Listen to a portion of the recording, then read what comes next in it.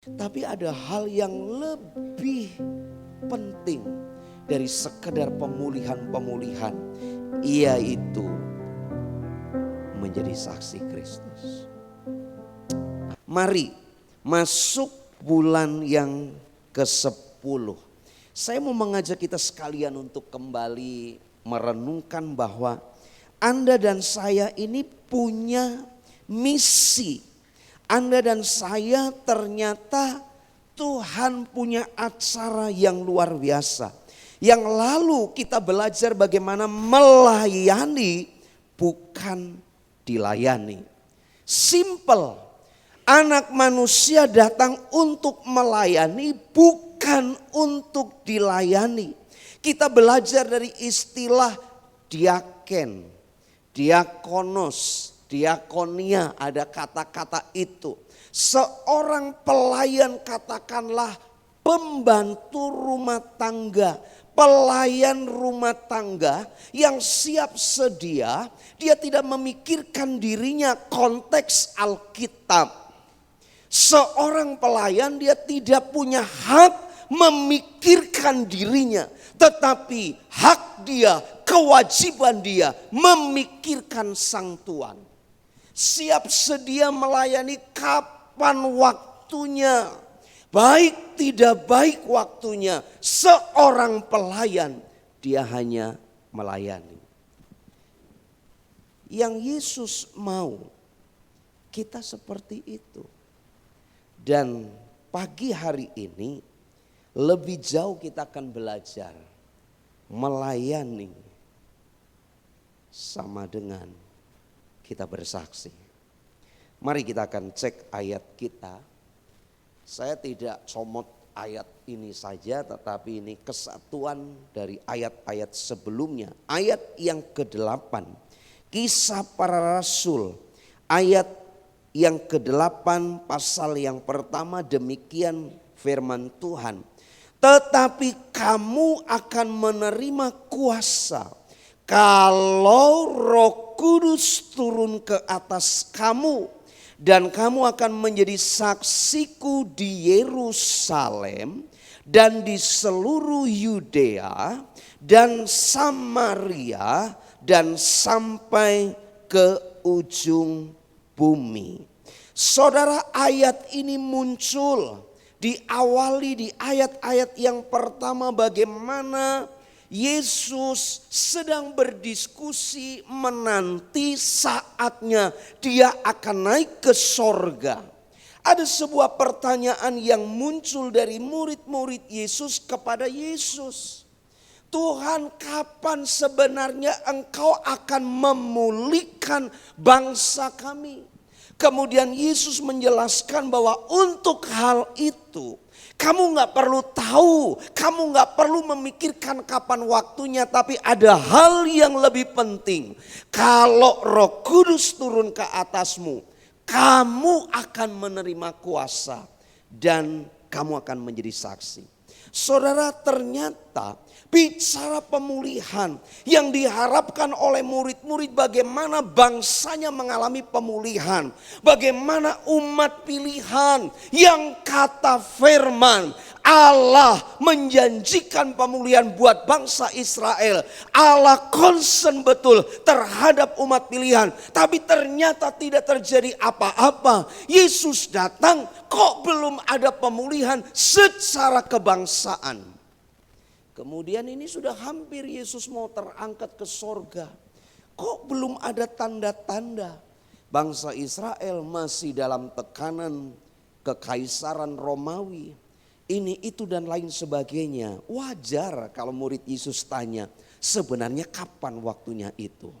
Dan bukankah kita juga sering nuntut sama Tuhan, pulihkan, pulihkan ini Tuhan, pulihkan ini. Tapi ada hal yang lebih penting dari sekedar pemulihan-pemulihan, yaitu menjadi saksi Kristus. Amin.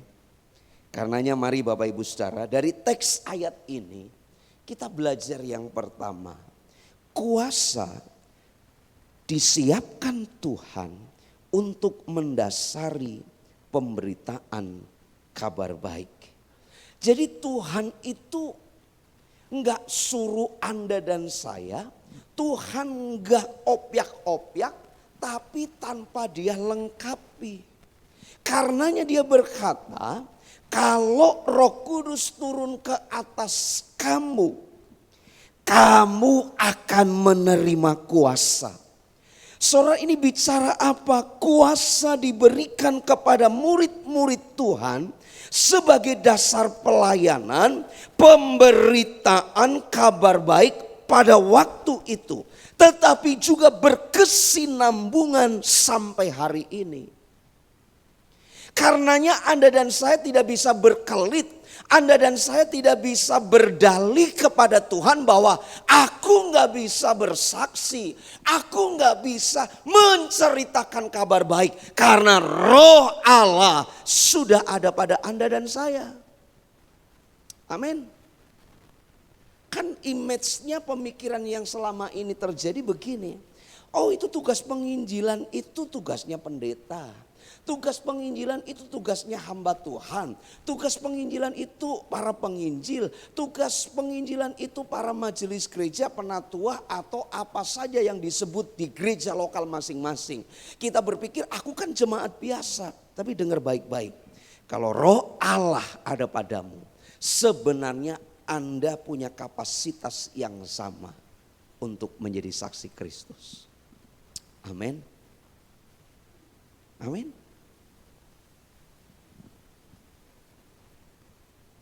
Anda dan saya sudah diberikan.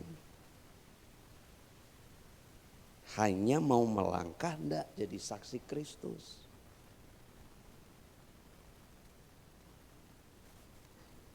Dalam komsel-komsel, saya masih ingat ada saksinya juga. Komsel awal pada waktu tahun berapa ya? 90 sekian lah, saya lupa ya tahunnya. Itu komsel dibuat dan cukup menarik karena semua baru, belajar bertumbuh di situ, belajar melayani di situ. Tempo-tempo itu saya pernah ada seseorang yang bilang sama saya begini, Pas, tolong dia siapkan kertas kecil, ukuran kecil itu. Dia kasih berapa lembar sama saya. Ini untuk apa Om? Tolong buatkan doa kalau mau firman. Maksudnya ya kamu tuliskan di situ, jangan yang panjang-panjang, yang simpel-simpel. Oh ya Om. Terus apa lagi? Doa mau firman, doa setelah firman. Terus kalau ditunjuk doa, suruh doa untuk konsumsi snack makan. Kemudian kalau awal mau ibadah, terus kalau ada yang sakit gimana? Saya tuliskan tuh. Dan memang betul si ini pernah ditunjuk untuk doa tertentu, dia baca. Baca doanya. Yang lain kan merem. Jadi dia gak ketahuan baca. Selesai, amin. Orang yang gak tahu, wah ini si ini doanya lancar banget. Saya tahu karena saya yang buat. Tapi semua terberkati karena apa? Tumben si ini doanya lancar, biasanya gak mau ditunjuk. Itu belajar saudara. Ternyata lambat laun kepercayaan dirinya tumbuh. Dan ketika ditunjuk doa itu gak perlu baca lagi. Karena apa? Dia sudah terbangun. Nah saudara, seharusnya kita sadar bahwa ada Roh Kudus pada kita. Mari kita mulai berlatih. Berlatih bicara. Berlatih menyampaikan kabar baik. Berlatih untuk menyuarakan kebenaran. Jangan kalau ketemu orang isinya ngerumpi. Kemudian mulai cerita jelekin orang lain. Saudara, kita dari lahir. Saya belum pernah ketemu, saya kuliah. Itu belum pernah ketemu mata kuliah gosip. Tapi kita dengan sendirinya walaupun tidak ada SKS mata kuliah gosip. Tapi kita semua cum laude dalam gosip.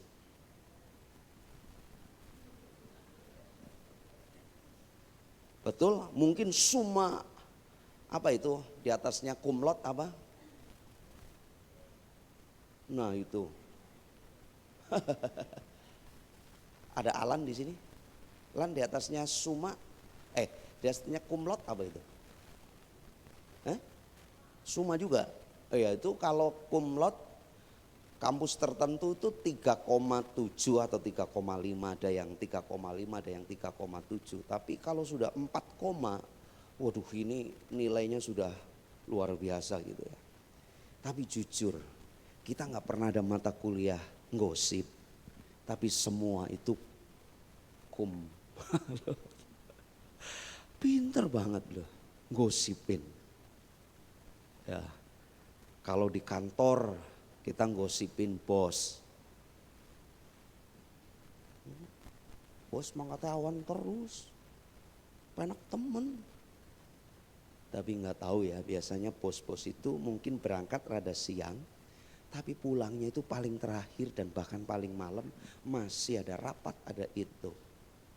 Kalau office boy datang jam kerja jam 8, dia jam 7 sudah harus mulai rapikan semua, jam 4 pulang.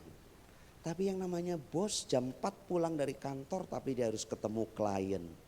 Pulang sampai rumah bisa jam 8, jam 9. Nah office boy itu nggak tahu kalau bosnya pulang jam 9. Kalau di Komsel, tapi ini bukan Komsel, di Sokit. Ketua Komselnya John, bendara ini maning ke, tapi di sini nggak ada. Amin.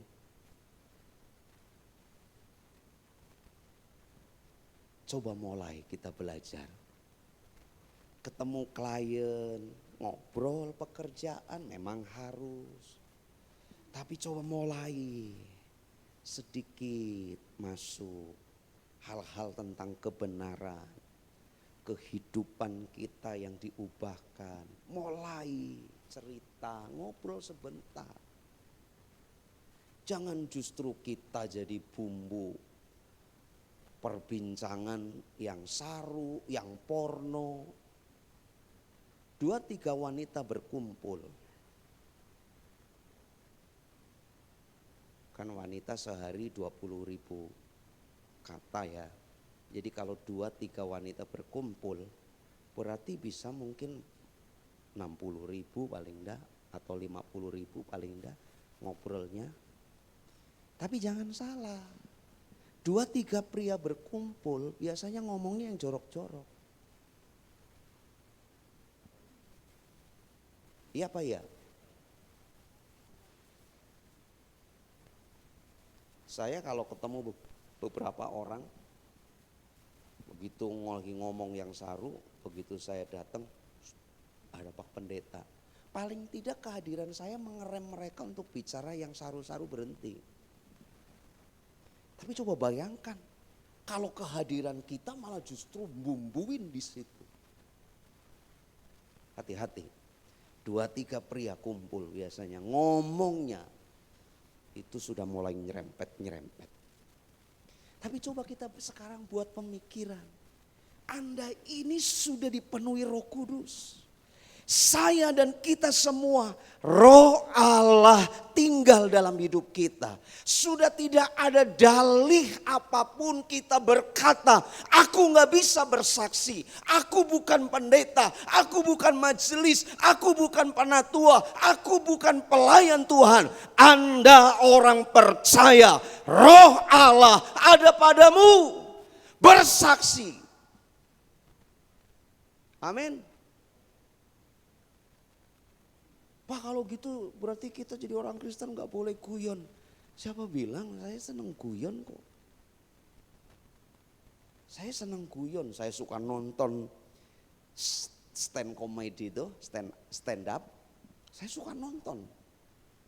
Tapi kadang-kadang ada yang saru-saru ya saya lewati.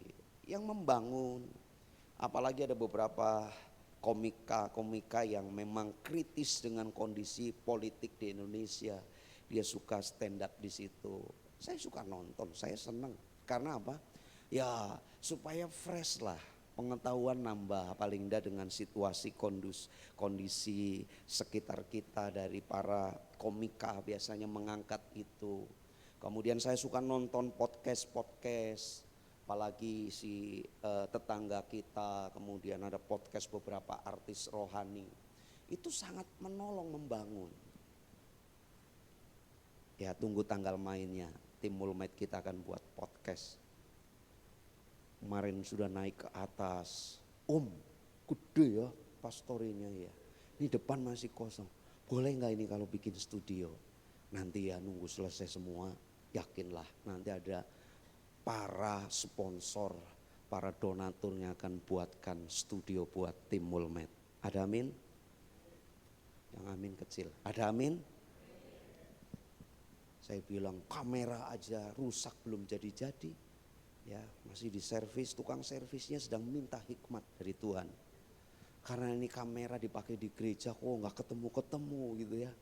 Ya kamera kita 3, yang hidup cuma 1. Yang 2 lagi kelimpungan. Saudara, tapi saya percaya kita semua bagian kita masing-masing. Kita punya kesempatan untuk menjadi saksi. Karena apa? Anda sudah dipenuhi. Kita sudah diberikan juga untuk melangkah menjadi saksi Tuhan. Karena apa? Roh Kudus sudah ada pada kita. Sekarang taruh tangan kita di dada.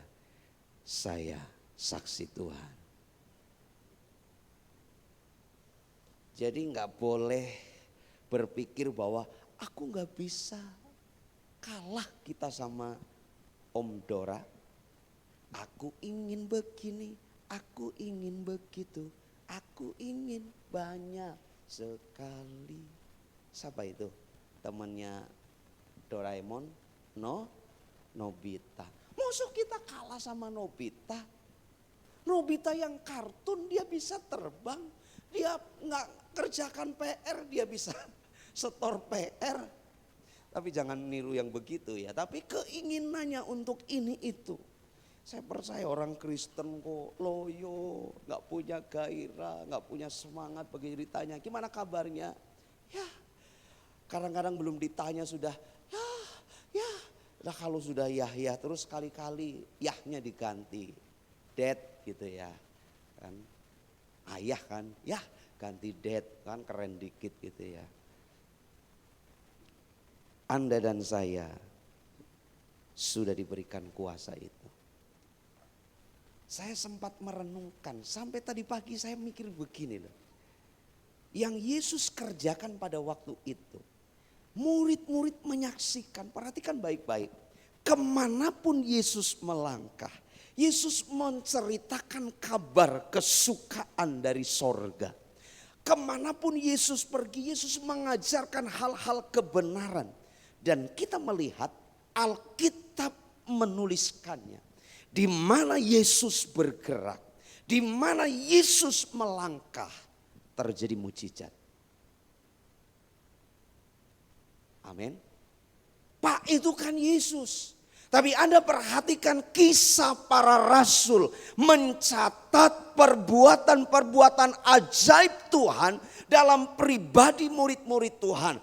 Orang tidak kenal sebelumnya siapa Filipus, orang tidak kenal siapa Stefanus. Bahkan ada satu sosok yang namanya Saulus. Dia bergiat mencari anak-anak Tuhan, disiksa karena dia punya surat kuasa.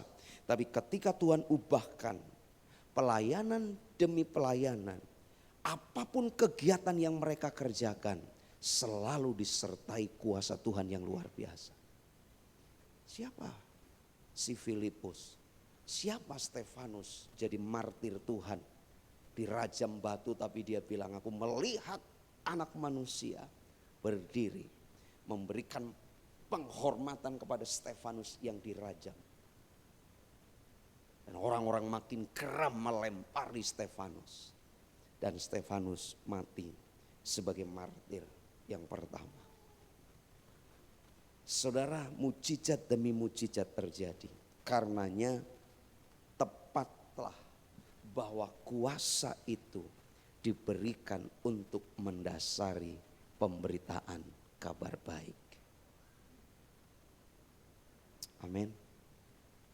Saya ngalami Bapak Ibu Saudara, ada semacam pergolakan di hati saya. Tuhan, kenapa ya kalau saya ketemu dengan orang-orang yang belum kenal Tuhan sama sekali, dia butuh doa ini itu dan sebagainya. Saya ketemu dengan dia, kita diskusi, kita ngobrol, saya doakan. Dia dilawat oleh Tuhan luar biasa. Bahkan selama pandemi saya hanya live di Facebook pada waktu itu. Banyak orang komen, banyak orang kesaksian, bahkan ada yang japri saya disembuhkan, saya dilawat Tuhan. Saya pikir mujizat Tuhan luar biasa. Tapi ketika kita nggak buat apa-apa, ya kita nggak akan menyaksikan kuasa Tuhan. Karenanya mari yuk sekarang, Anda adalah agentnya Tuhan. Yang kedua, yang terakhir, kuasa diberikan untuk mendasari pemberitaan kabar baik. Yang kedua Bapak Ibu Saudara, Anda dapat legitimasi menjadi saksi karya Allah bagi dunia. Perhatikan kalimat di ayat yang ke-8. Tetapi kamu akan menerima kuasa kalau Roh Kudus turun ke atas kamu dan kamu akan menjadi saksiku. Saudara, kata saksi itu dari kata martus. Saya sempat cari-cari pengertian itu. Ada yang menyebutkan martus itu orang yang telah melihat, telah mendengar, telah mengalami sesuatu, kemudian dia mengerti betul sesuatu yang dia lihat, sesuatu yang dia dengar, sesuatu yang dia alami. Dia ngerti semuanya itu, kemudian dia mulai sampaikan kepada orang lain. Nah saudara, naif sekali kalau Anda dan saya sudah menjadi orang Kristen belasan tahun bahkan puluhan tahun. Anda sudah kenal Yesus secara pribadi. Anda sudah melihat pekerjaan-pekerjaan Allah yang luar biasa. Anda mengalami mujizat, Anda mengalami pertolongan Tuhan. Tapi Anda tidak pernah bersaksi dan tidak ada orang yang dimenangkan. Mohon maaf saya harus bicara cukup keras. Apa yang akan Anda persembahkan kepada Tuhan ketika Anda tutup mata dan bertemu dengan Yesus? Tuhan tidak tanya hartamu, Tuhan tidak tanya mobilmu, Tuhan tidak tanya kekayaanmu sebesar apapun. Tapi kalau engkau bawa jiwa sama Tuhan, engkau akan dapat mahkota. Bukan berarti kita nggak boleh kaya. Karena Abraham diberkati Tuhan. Ishak firman berkata dibuat makin kaya, kian lama kian kaya dan menjadi sangat kaya. Tapi Tuhan punya misi. Ishak kaya, Tuhan mau dia jadi berkat.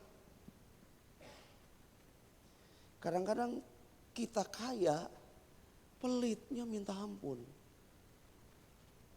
Tapi kalau kita diperkaya dengan harta kekayaan kita, mulai kita invest kepada perkara-perkara pemenangan jiwa. Amin. Amin. Anda mengalami Yesus secara pribadi. Anda lihat mujizat Yesus.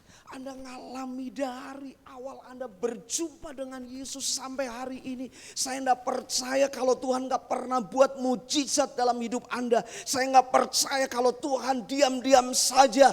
Anda sudah mengalami banyak hal. Anda tahu, Anda mengerti, Anda mengalami. Dan Alkitab menyatakan pergi jadi saksi Kristus. Amin. Paling tidak mulai berdoa. Saya belajar teori penginjilan tuh begini Bapak Ibu Saudara. Kalau Anda dan saya bertobat, itu bukan karena kehebatanku. Ini dalam teori doa penginjilan. Kalau saya bertobat, berarti tidak tahu kapan waktunya. Bisa jadi 10 tahun ke belakang sana.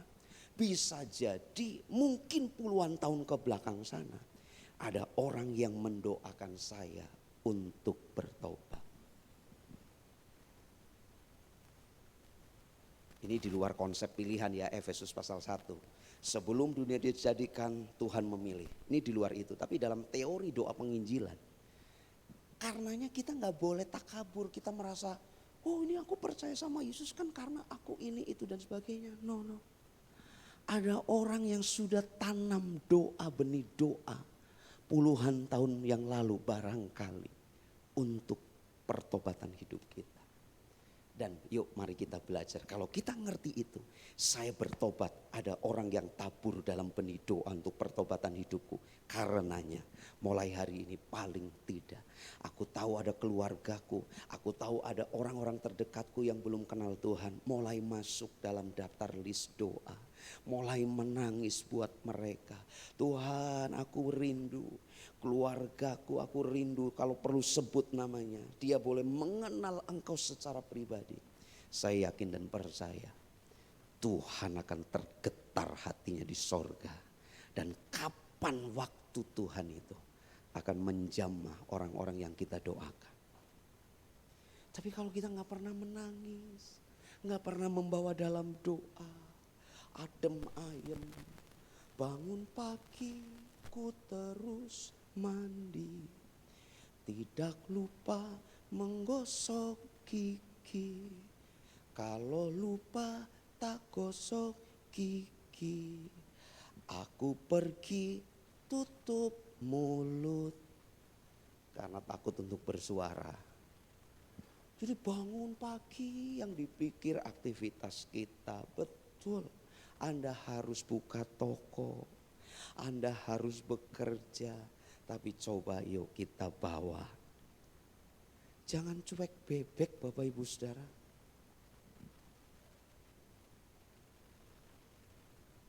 Ya saya suka gemes, guyon.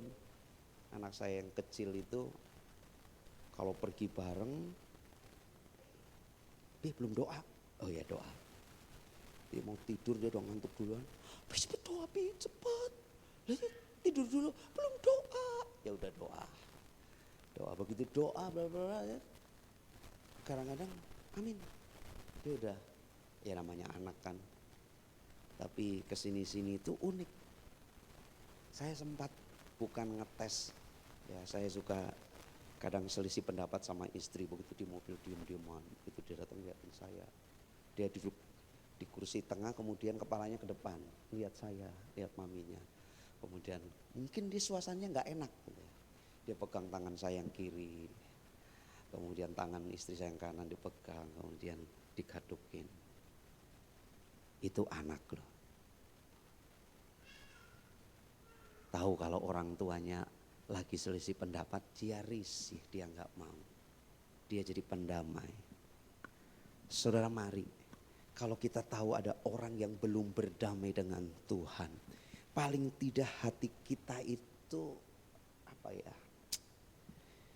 gundah gulana, pokoknya gimana gitu. Aduh, kok belum kenal Tuhan ya, gimana caranya, gimana. Itu ada kerinduan itu terus dibangun. Jangan terus, masa bodoh, mati malah syukur. Langgar kayak gue ya.